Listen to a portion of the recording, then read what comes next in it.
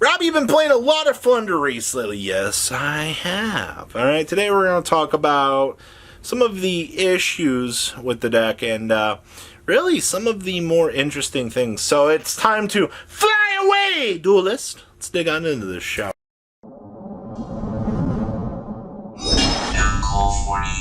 37.4% of you still aren't subbed. Make sure you guys smash that subscribe button so we can get to 100k. Easy stuff. Smash the ever-living crap out of that subscribe button, or cheap that, but whatever you guys want to do, alright? Like, cheap what a bird would say before they smash the subscribe button? Of course it is. Cheap, click.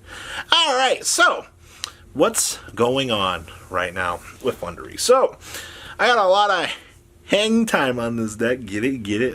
Yeah, I know that was horrible. I'm sorry. So I got a lot of fun time playing this deck.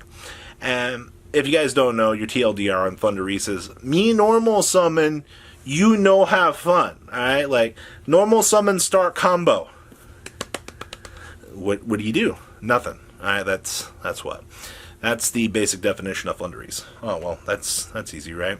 So basically, your field spell allows you to banish one from your deck off a different, I think it's a name, then you reveal. Then you normal summon the one you revealed in your hand, and then you can add the one back. So, recurability, check.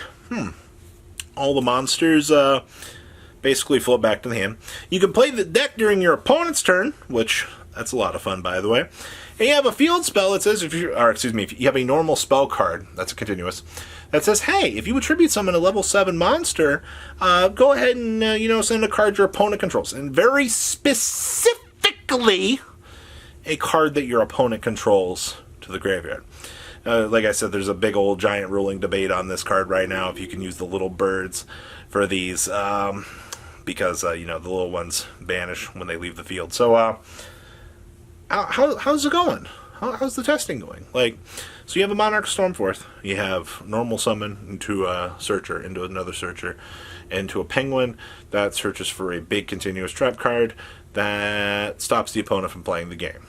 Basically, the counter trap card says, hey, when your opponent would special summon a monster, you can bounce it back to the hand.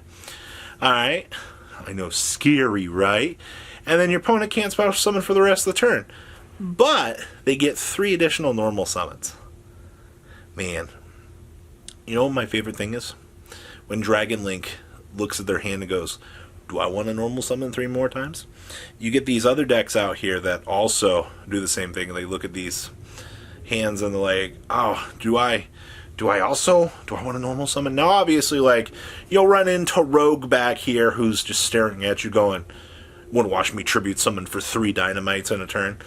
Decks like that do exist. Alright, like, wholeheartedly, giving your opponent 3 additional normal summons to lock them out of special summoning, there are very few decks that will matter against. One of your worst matchups will be, True Draco. But, why are we losing so much? Where's the issue with this? So, besides, like, not maining Dark Ruler No Mores, Droplets, these denial cards out here, we just kind of have issues with the already existing problems that be in other decks. Have you guys met, Lance? Oh, God, Artifact Lancia. Cards my PTSD. So, keep in mind that all of your little birds banish when they leave the field. Well, if you're Lancia, it cuts off your entire resource pool. And you're like, oh, well, there goes the resource pool. So what am I supposed to do? Like, where's my recurability supposed to come in? Well, that's what you need to ask yourself at this point in time. If you end up getting shut off because of a Lancia turn, there's nothing that you can really do about that at the end of the day. I really wish I could be like, yeah, like, you can play through Lancia. You kinda can. You lose if you get Lancia, you can still set up your basic combo. The downside is you won't be able to chain block, which kind of causes you some of those issues. Alright, and those issues aren't very good. Cool thing is, though, under Lancia, you can still play through the opponent's turn through the field spell and the secondary trap card that gives you the ability to normal summon a level 4 or lower on your opponent's turn. Like I said, the downside is, though, you will return those birds back to your hand from your opponent's, from your turn. So typically when you will summon the big penguin or a Mega Ryza for interruption, you will trigger those cards to return to your hand, which means if you have the field spell up and running, that way you'll get the interruption through your opponent's turn to, Mega Raiza on their turn. And you're like, wait a minute, this is so much. So the cool thing is, field spell gives us the ability to normal summon during the opponent's turn, when they normal summon. Our trap card allows us to normal summon on the resolution of it. So then you got to ask yourself at that point in time, okay, whoa. So we can interrupt at 2 points with Raiza. Yeah, that's the coolest thing about this deck. You can Mega Raiza during your opponent's turn. Alright, and well, you also get access to Shifter. Now, let me tell you, Shifter in this deck is pretty good. And by pretty good, I mean your opponent gets really, really angry at you when you resolve a Shifter. Typically, a resolution of a Shifter puts you in a massive game-winning position against pretty much 90% of today's modern metagame. Alright, now keep in mind we won't see this deck until October at this point in time, but now you have to, once again, ask yourself here, how well do I think that this is going to hold up for the future? I am probably going to play this deck when it comes out. I'm having a lot of fun with it. Like I said, I've got an impressive hot 10 to 12 hours on the deck. It's not a lot. I'm still learning new things about the deck. I did learn that you can loop Shifter multiple times. Hey, hi Mega Raiza. Did you know that Mega Raiza bounces one from the graveyard back? So if you interrupt on your opponent's turn, you can put the Shifter back on top of your deck. You can draw the Shifter for turn.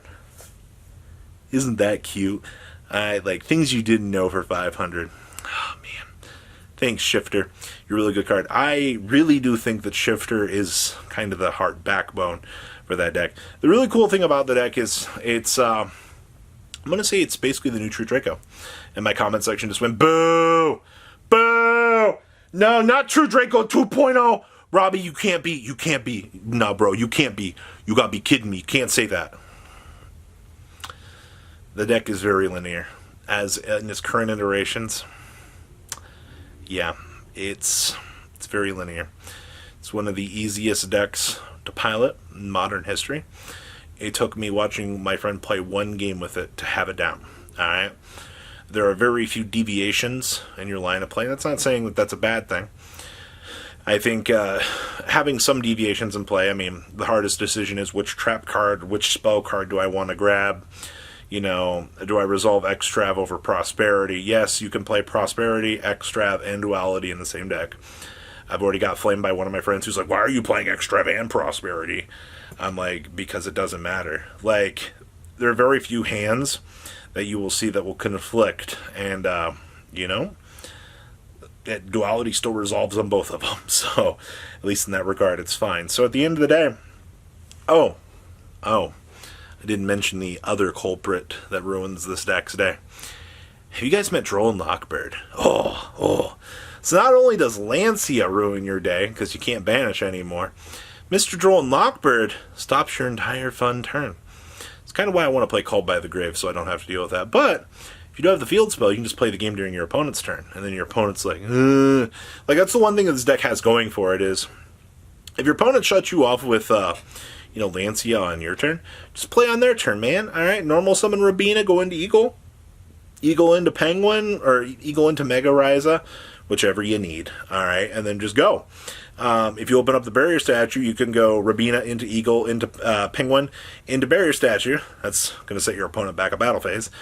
It's really cool. It's really awesome. But the same standard problems that we have in today's metagame are going to be the same cause offenders that you're going to have that are going to make Penguins a little bit of an issue being able to play through. So, will I play the deck competitively? Absolutely.